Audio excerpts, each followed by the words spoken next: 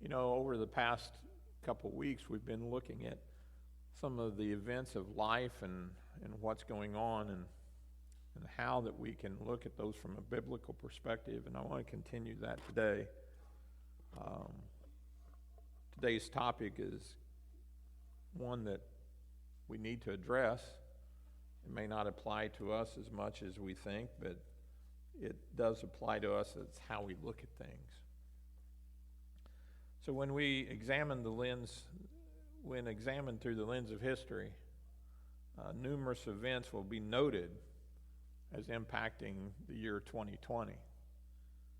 The year began with an impeachment hearing that had been in the works since the inauguration of the president. No matter how you felt about that moment, one thing is clear: partisan politics was on display.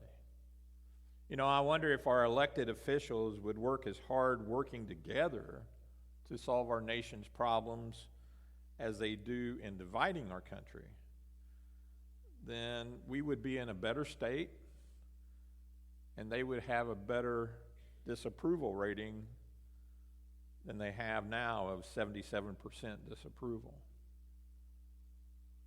We just have to get along in our nation.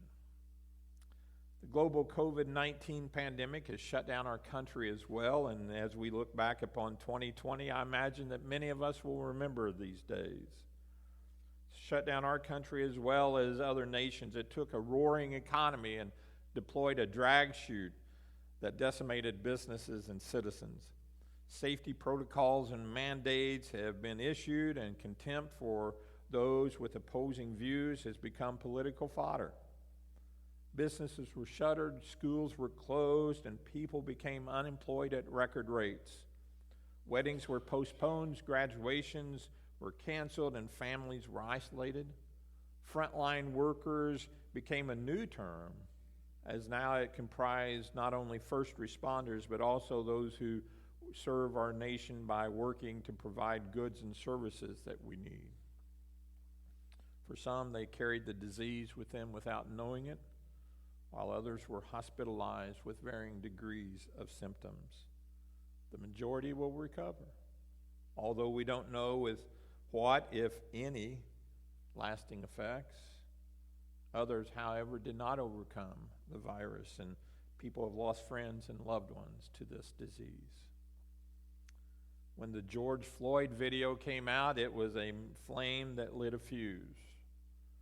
If what the video shows to have taken place is accurate, then claims of murder or manslaughter charges should be filed. However, as we all know, there are two sides to every story, and additional evidence is still being disclosed just within the past few days. Who knew until just a few days ago that the medical examiner thought the amount of fentanyl in Mr. Floyd's blood was pretty high and could be a fatal level of fentanyl under normal circumstances? Although he did not say that it was what killed him, it does add new information to the narrative, doesn't it, that so many have been sharing. See, as we look at what is going on in our nation, we need to look at several things from a biblical perspective. We hear the call for justice from those who have been offended. We hear the call of justice for those in the name of Eric Gardner, George Floyd, Breonna Taylor, and Jacob Blake, all who died or were injured in policing events. Unfortunately, those same citizens who demand justice for those folks often forget wanting justice for David Dorn, a retired St. Louis detective killed as he worked as a security guard when the looting broke out in St. Louis this summer. See, that, my friends, is what brings on the divides in this nation. Justice for those you support, while denied for those you oppose, will only bring about more injustice. Part of the problem with people who want justice is that they don't necessarily want to find out all the facts. They just want action. If it is determined by investigation that charges should be filed, then let justice prevail. However, there are those who just want to protest. It's interesting that there are those who stand in solidarity with those who will close down an interstate highway in a major city by marching for racial justice. But I wonder if they would seek to prevent that highway closure if that group was marching down that interstate, closing traffic off because those people were marching for the right to life. There are some who would just rather fight than work with others. This past Thursday evening, Senator Rand Paul and his wife were walking to their hotel room from the president's acceptance of his nomination speech. People were protesting for police reform, and they surrounded the senator and his wife as they walked to their Washington, D.C. hotel room after leaving the president's speech. I wonder if any of those protesters realized that Senator Paul was the sponsor for a bill to ban no-knock warrants, which was the type of warrant that the police used in the incident where Breonna Taylor was killed, where they want justice.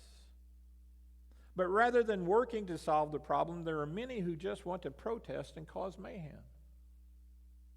Paul had introduced a bill that they would like if they knew what was going on in the world. You see, it's easy for us to see that there are those who will take any event and use it to cause mayhem. Just this past week, a man shot another man in a parking garage in Minneapolis, Minnesota. The police arrived, and the shooter committed suicide. Because of that, the people took to the streets and looted the nearby mall. That's just an excuse for criminality. That, my friends, is sin, not justice.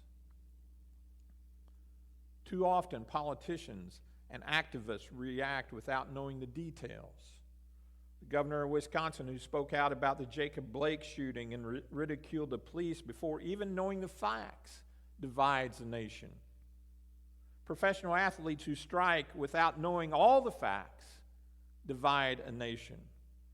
A professional basketball coach living in a country where he makes $7 million a year and alludes that this nation hates his race divides a nation. Why do so many value the voice of an NBA player as an arbiter of social policy in this nation? Those who make millions of dollars from endorsement contracts for their tennis shoes, made by people overseas in conditions far less favorable than what we see in this country, have not, in my opinion, earned a national platform to tell us how to deal with race relations and justice when their pockets are lined with money from the labor of oppressed people or from other nations. See, justice is not a one-way street. People in our nation wanting justice are wanting justice for all. And as Christians, justice should be a part of who we are. Justice is a biblical idea as it describes the way that God would have his people live. When we show favoritism to others, that is wrong. James, in his discourse on sin of partiality, begins with these words, "My brothers, show no partiality as you hold the faith in your Lord Jesus Christ, the Lord of glory." And he later says, "But if you show partiality, you are committing sin and are convicted by law as transgressors." This guidance on how to treat others who may not be like us is truly indicative of God's love for all. Justice is often mentioned in the Scriptures. Micah 6:8 states, "He has told you, O man, what is good, and what does the Lord require of you but to do justice, love kindness, and to walk humbly with your God." You see, Jesus confronted the Pharisees in Luke 11:42 with these words, "But woe to you Pharisees, for you tithe the mint and rue and every herb, and neglect" what? Justice and the love of God. For those you ought to have done without neglecting the others. What would be wrong?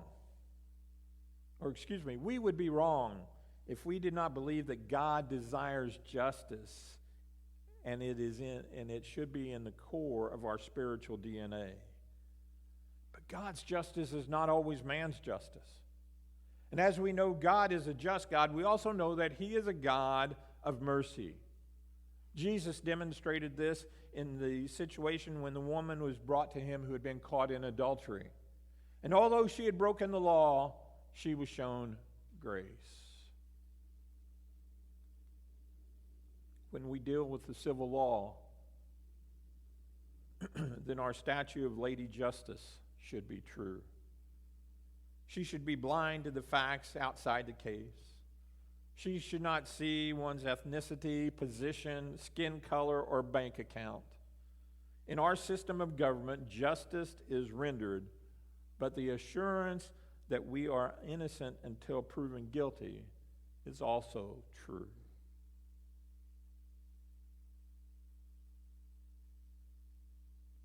When we see what is happening in our streets, we hear the words, Black Lives Matter. We see those same words painted on the NBA basketball court. But exactly what do those words mean, and how do they square up with the idea of Scripture? Now, it might sound like I'm opposed to the NBA. I'm not. If they did what they were paid to do. These athletes are paid to provide entertainment, not become arbiters of social issues. It's hypocritical that those who want social justice in this country, and they ignore the persecution going on in China. The NBA players and leagues say they want justice, yet it remains quiet on their relations with China because it provides them with new markets, which currently make up 10 to 20% of their global revenue. As it's often said about people's actions, follow the money. Follow the money. So it's no surprise that the NBA and other entertainment ventures and entertainers have embraced the Black Lives Matter movement. But do they know what they are embracing? Do people know what they are protesting? Why do so many embrace violence as a means for justice? Is it just to loot and steal from a person of color in the name of justice for those of color? These are all difficult questions that are on many people's minds, but because of the racial sensitivities of the matter, few dare discuss them. Yet as Christians, are we to be silent? Or do we ask the difficult questions and work to resolve issues both locally and around the globe?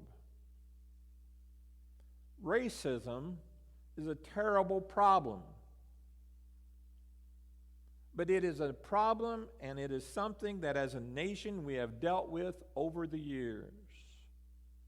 However, when those in society want to ignore the progress, not the fulfillment, but the progress of a nation, and want to fundamentally change our country, then they will choose to ignore that progress. The claims of systemic racism are political, I believe, rather than societal. The idea that all things must be equal in all sections of society is ignorance at its ultimate. Think about that idea I just mentioned, and is so often mentioned, that everything has to be equal. A certain percentage of a group makes up a population, and there are those who say because that is the case, then that same percentage should be represented in all sectors of society. Sounds okay. But if that is accurate, then the NBA should be made up of 13% black people rather than 74%. Why is it that we want the best players in the NBA regardless of their skin color, but in our business and in our enterprises, we require diversity rather than ability? It doesn't make sense. If I've got a basketball team or a baseball team, I want the best player. It doesn't matter what their appearance is.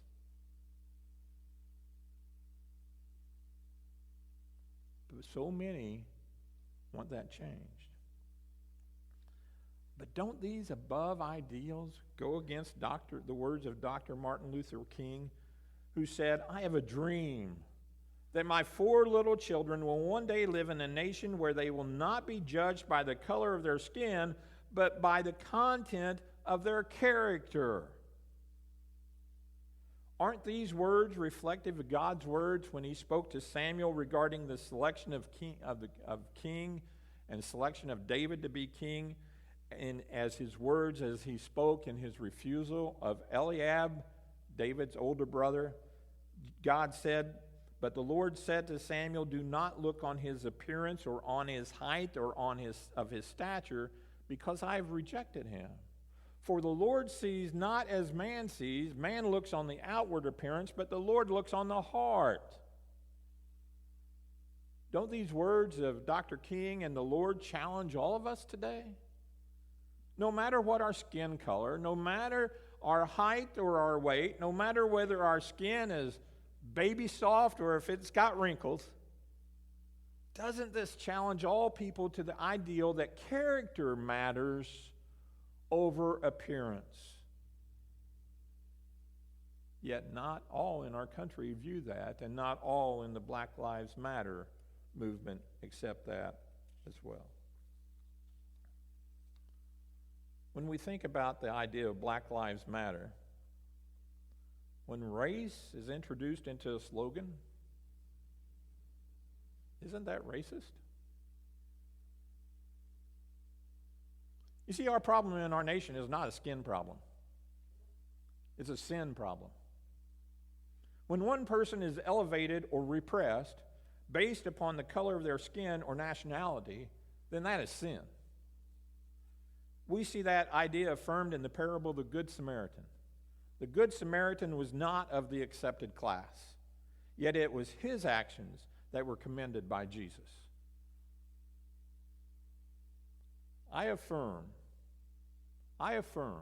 this day that Black lives matter, as do Asian lives, as do Latino lives, as do the lives of the French. And the list can go on and on and on. All life matters, even life in the womb. And I am reminded of the song that says, "Red and yellow, black and white, they are precious in his sight." Jesus loves the little children of the world. You know, it's interesting that the entire world can trace their lineage of existence back to a man by the name of Adam.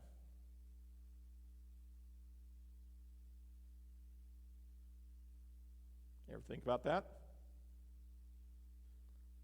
The entire world traces their lineage back to Adam. If we want to go one step further, we trace it back to Noah as well. And so many are worried about skin color. And how is it that so many want to divide that which should not be divided? I affirm that Black lives matter.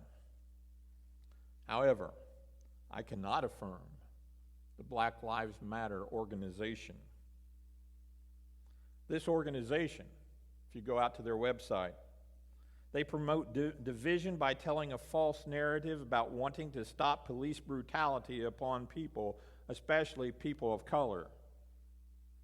If that were true, if they wanted to stop police brutality, then why have I never heard, maybe you have, of a man by the name of Ariel Roman?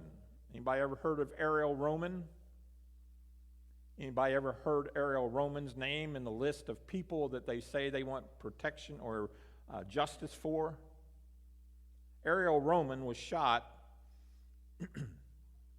in a similar situation as to that of a man by the name of Jacob Blake, who they've been protesting for this past week.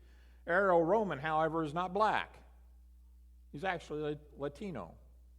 And he encountered 2 black Chicago police officers in the subway system of Chicago this past February. He was shot by one of those officers. Apparently, he was not armed. The reality of the shooting of Mr. Roman and Mr. Blake, both shootings are tragic. But the commonality between both shootings is this one fact. Both of these men ignored police commands. I'm not one to determine whether shootings are justified or not. There are legally entrusted groups to do that. But I can tell you from common sense that I believe if more people followed the commands of police, fewer incidents like these would take place. In our nation, we have the right to protest and assemble peacefully and even question the actions of our authorities.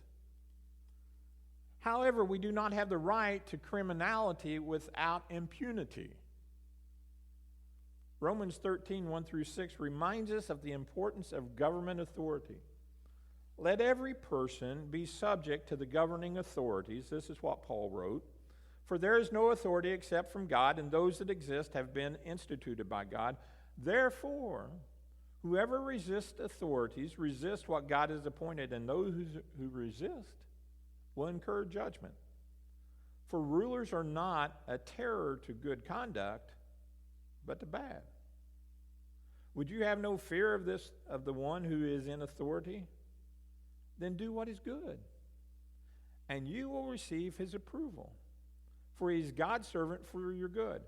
But if you do wrong, be afraid, for he does not bear the sword in vain. For he is the servant of God, an avenger who carries out God's wrath on the wrongdoer. Therefore, one must be in subjection, not only to avoid God's wrath, but also for the sake of conscience. For because of this, you are also to pay taxes, for the authorities are ministers of God, attending to this very thing. Pay to all who is owed them, taxes to whom taxes are owed, revenue to whom revenue is owed, respect to whom respect is owed, and honor to whom honor is owed. And Paul says this to enlighten the people in the church at Rome. Listen very carefully to my next statement. I am all for the equalization of all races in our society. No prejudice should be shown to anyone based upon their race or their skin color. However, I cannot affirm the Black Lives Matter organization because that organization is destructive of what holds this nation together and is against biblical teachings of life and family. If you haven't looked at the Black Lives Matter organization, it's a radical organization which has co-opted a societal issue about what about the race? What about the black race? It's a group that tells half-truths while radicalizing their network of partners. It's not only their leftist agenda that I disagree with, but it is also their desire to implement unscriptural societal changes and the destruction of the family. I went out and looked at their what do we believe? This isn't just something I read on the internet from a news source. I went to their website, and you go, typically any website you go to, any organization, you can go to that website, what do they believe, and it'll be listed there. They believe in the equalization of black people. I'm okay with that. That's biblical. That is the way we should live. I have black brothers and sisters in Christ around the world. I went to school with them. I went to college with them. Some from the United States. Jacques Blackwell was from, how many would think that Jacques Blackwell was a black man from Jamaica until you knew that? He was Jamaican, and he was black. And he came, and we went to school together. We have that in relations with one another. Our faith is not a white faith. It's a worldwide faith. And so when they talk about equalization of the races, okay. God looks at it that way too. And as a Christian, I should. But what I disagree with are some of these things. Let me show you. This is the Black Lives Matter organization, not just Black Lives Matter. It's the organization that has kind of taken charge of this thing. Look at what they want to say. We are guided by the fact that all Black lives matter. Okay, I'm good. Regardless of actual or perceived sexual identity, gender expression, economic status, disability, religious beliefs or disbeliefs, immigration status, or location. I can't accept that. We make space for transgender brothers and sisters to participate and lead. When you hear the words BLM, Black Lives Matter, do you think about that one? That they're worried about their transgender brothers and sisters? Why don't they put that in their logo? Black lives, Black transgender lives matter. We are reflexive. We are self-reflexive and do the work required to dismantle cisgender privilege and uplift Black trans folk, especially Black trans folk women who continue to be disproportionately impacted by trans antagonistic violence. That word there, cisgender, I'll tell you a little bit about that a little bit later. We build a space that affirms Black women and is free from sexism, misogyny, environments in which men are centered. We practice empathy. We engage comrades, isn't that a wonderful term? With the intent to learn about and connect with their context. We make our spaces family friendly and enable parents to fully participate with their children. We dismantle the patriarchal practice that requires mothers to work double shifts so that they can mother in private even as they participate in public justice work. Here's the last two. We disrupt the Western prescribed nuclear family structures requirement by supporting each other as extended families and villages that collectively care for one another, especially our children, to the degree that mothers, parents, and children are uncomfortable.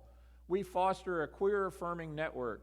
When we gather, we do so with the intention of freeing ourselves from the tight grip of heteronormative thinking, or rather the belief that all in the world are heterosexual unless he, or they disclose otherwise.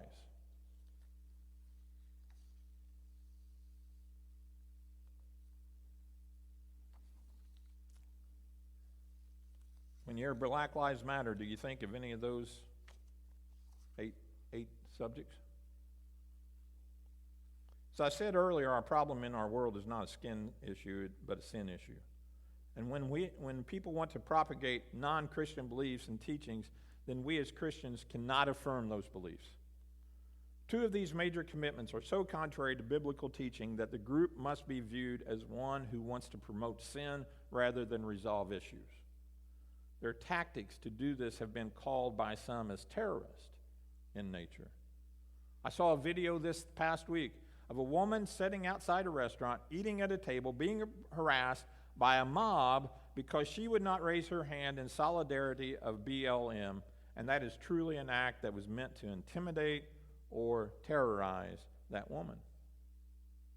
When Black Lives Matter organization says they want to dismantle the cisgender privilege and uplift trans folk, this is completely contrary to Scripture. Cisgender. I had to look this up a couple weeks ago, or a couple months ago, because I heard this word, cisgender. I don't know, is that your sister's gender? I don't know, so I had to look it up. Cisgender means that when you were born, your gender was determined by your sex at birth. That's kind of the way I've thought for 62 years. That if you're born a boy, that you grow up to be a man, and if you're born a female, you grow up to be a woman. That's pretty straightforward to me. How about you? They want to destroy that. Jesus said in Mark 10:6, but from the beginning of creation, God made them how? Male and female. Scriptures do not teach that we pick what our gender is going to be And those who promote that thought do it in conflict with God's teaching. That's why I disagree with them. Not because of personal belief, but a scriptural belief. Since the beginning of man, there's been male and female. However, today, BLM and others want to question that God-established principle. This is one of the reasons why, as a Christian, I cannot accept their organization. I can accept their idea that they want all black lives to make a difference and to be included, but not their organization. The disruption of the Western prescribed nuclear family structure is part of the issue facing the black community today. The lack of male adult figure in any segment of society has a negative impact upon that segment. The lack of a male adult figure in the black community has created a generation where nearly 7 out of 10 children are born to an unmarried mother. Now, our white people have the same issue, have similar issues, but not to that degree. 7 out of 10 children born to black parents have unmarried mothers, in comparison to 1 out of 10 of Asian Americans. Do you see a societal issue? I do. According to the Texas Department of Corrections, 85% of youth who are currently in prison grew up in a fatherless home. That's not necessarily just black, that's all youth. 85% of all youth who are currently in prison grew up in a fatherless home. 7 out of 10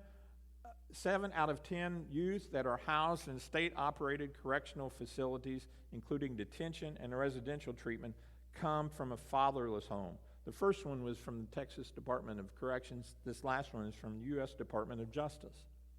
In Texas, 85% fatherless homes, 70% across the country, fatherless homes. You see an impact there?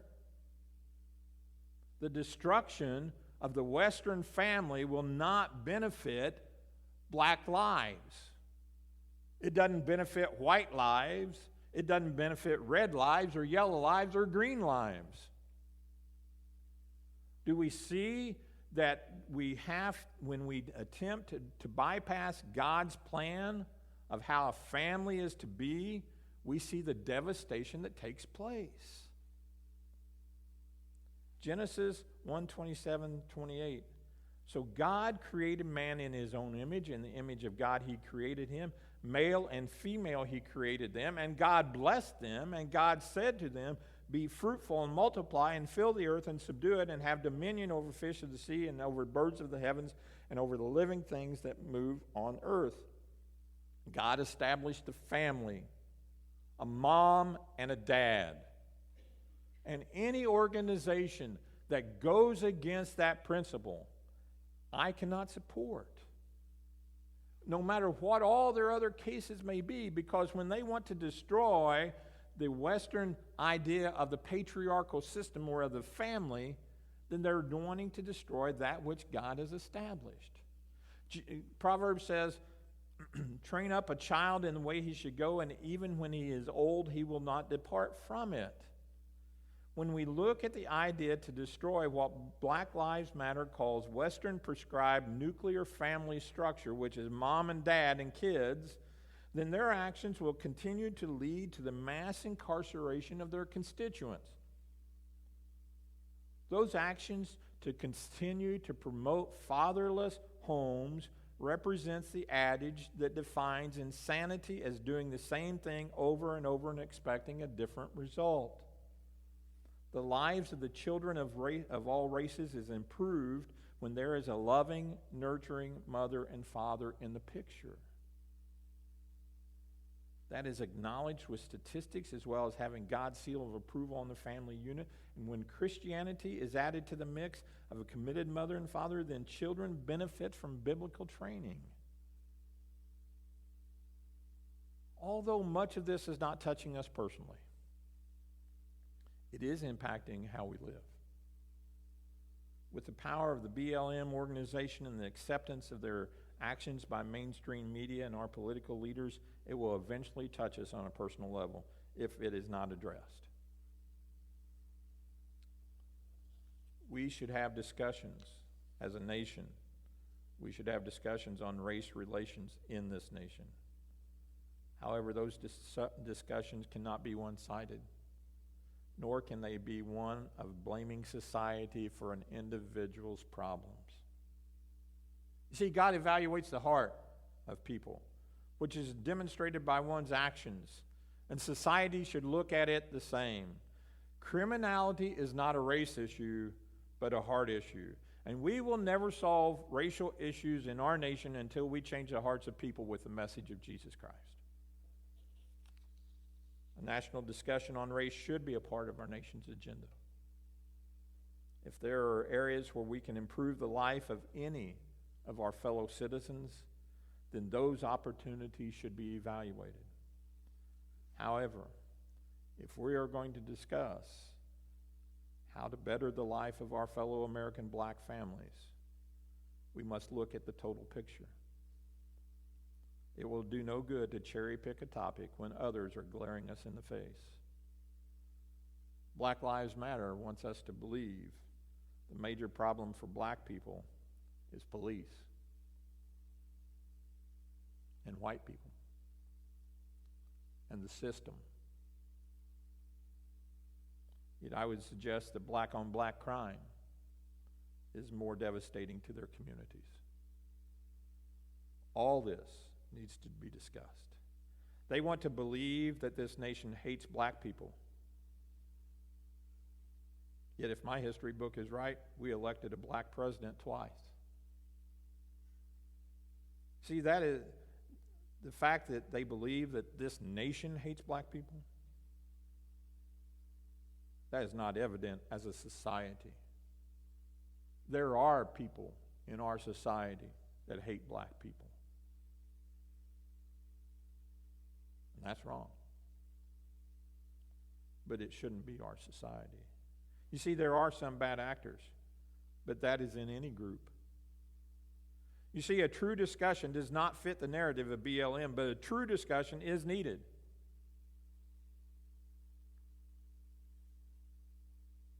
And the reason is this. Because in God's eyes, when it comes to the color of your skin, whether it's red or yellow or black or white, we are precious, truly precious in His sight. Let's make them precious in our eyes, in the eyes of our nation as well.